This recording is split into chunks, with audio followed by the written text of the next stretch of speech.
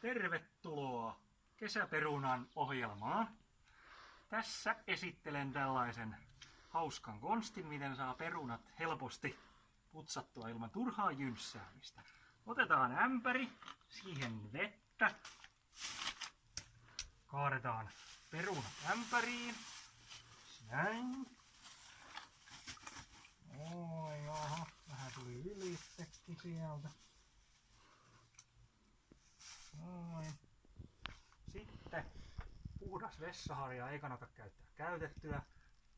Siihen ehkä joku naula tuohon noin. Mä oon pistänyt vähän tommoista ilmastointiteippiä, also known as Jeesus-teippi. Ja sitten ei muuta kuin näin.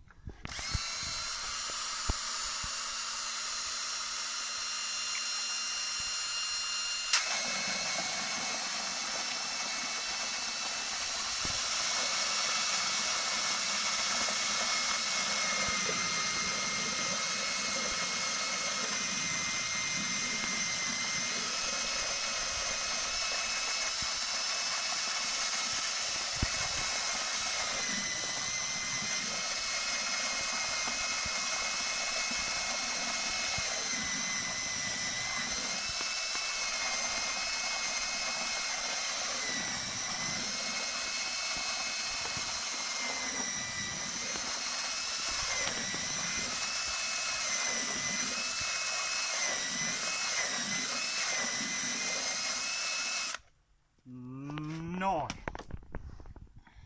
Laitetaan vesi pois.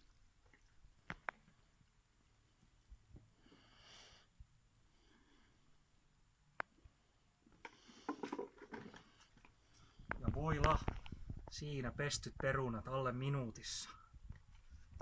Ei tarvi hinkata käsiä ruvelle. Kiitti ja moro.